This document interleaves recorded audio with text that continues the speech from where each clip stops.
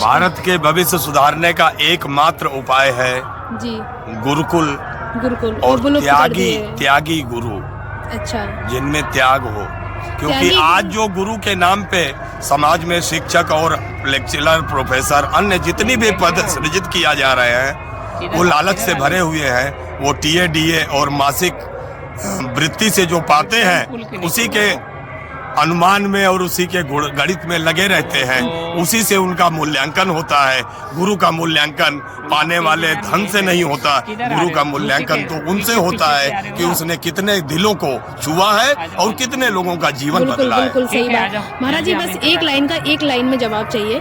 महाराज जी अगर साधु संत जितने भी हैं कहते हैं तज माया अभिमान मोह माया सब त्याग देते हैं उसके पास जाने के लिए, तो साधु भी तो संसार में सब कुछ त्याग के बनता है, तो फिर उनको माया से मोह क्यों रह जाता है? फिर वो इतने बड़े बड़े पीठाधीश्वर महामंडलेश्वर कैसे बन जाते हैं? उनके पास पैसा कहाँ से आता है? ये प्रश्न मैंने बहुत सारे संतों से अपने दिल्ली संत मंडल में किया था, जी क्योंकि मैंने शुरू में ही कहा था कि मैं साधु पैदा हुआ हूँ, बना नहीं हूँ। जी हमारी 70 पीढ़ियां साधु रही अच्छा और 10 लाख परिवार हमारे अनुयायी हैं जी जो पीढ़ी दर पीढ़ी चले आ रहे हैं। 13 जीवित समाधियां हमारी हैं जी। वंश परंपरा से।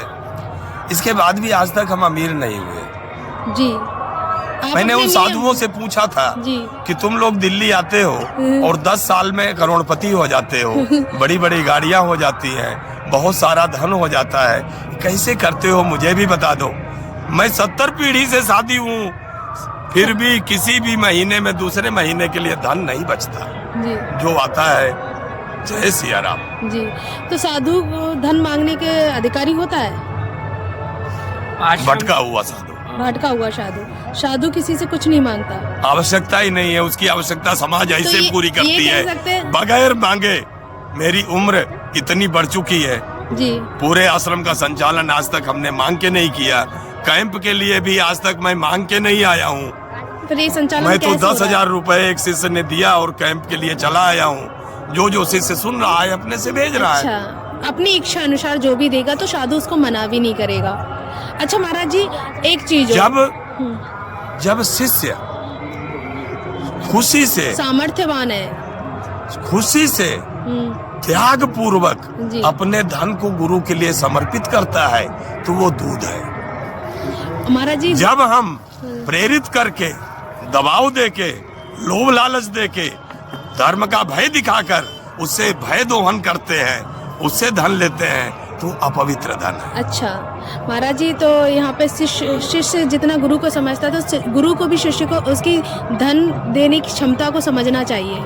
इसीलिए हम यहाँ पे वैदिक हवनात्मक महारुद्र यज्ञ पिछले 22 साल से कर रहे हैं। ये 22वां यज्ञ है जी और इसमें एकमात्र यज्ञ में इतनी क्षमता है कि वो हमारे 10 लाख शिष्यों का शुभ कल्याण, सम्मान, यश, प्रतिष्ठा सब देती है। ऐसे गुरु मिल जाए तो धन हो जाता है भाई।